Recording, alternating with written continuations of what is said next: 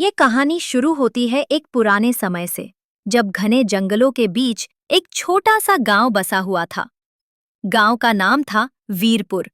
चारों ओर ऊंचे ऊंचे साल के पेड़, बीच से बहती एक गहरी नदी और दूर तक फैले खेत। देखने में गांव शांत और खुशहाल लगता था, लेकिन उस शांति के पीछे एक भयानक डर छिपा हुआ था। वह डर था जंगल में रहने वाला एक खूंखार शेर कालकेश का। कालकेश असाधारण रूप से विशाल और बलशाली शेर था।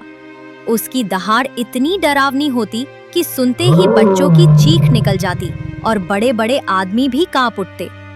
गांव वालों का कहना था कि यह शेर इंसानी मांस का स्वाद चख चुका है और अब उसकी भूख कभी शांत नहीं होगी। हर कुछ दिनों में कोई न कोई, कभी चरवाहा, कभी लकड़हारा, कभी खेत में काम करने वाला किसान जंगल से लौटकर नहीं आता।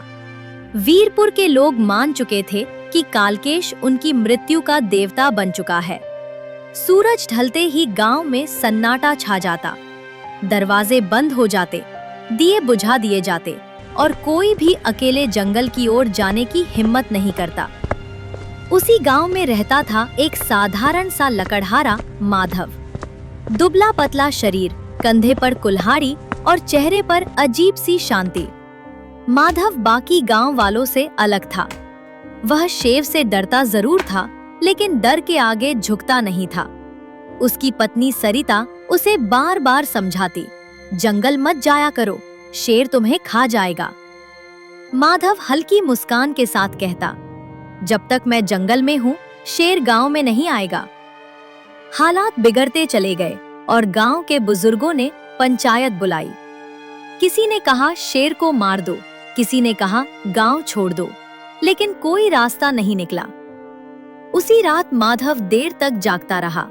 वह जान गया था कि शेर को ताकत से हराना नामुमकिन है, लेकिन उसका घमंड और मूर्खता उसकी सबसे बड़ी कमजोरी है। अगले दिन माधव जानबूझकर अकेला जंगल में गया।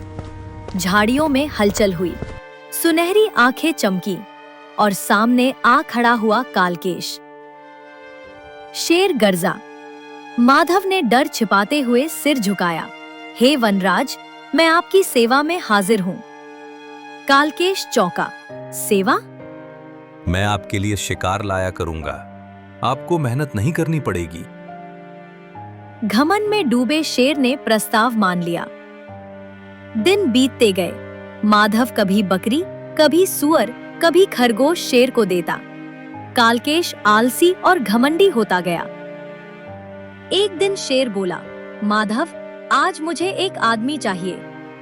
यहीं से माधव की असली चाल शुरू हुई। उसने गांव में सबको समझाया और शेर से कहा कि इंसानों में वही सबसे ताकतवर है।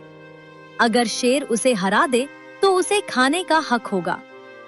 शेर लालच में आ गया।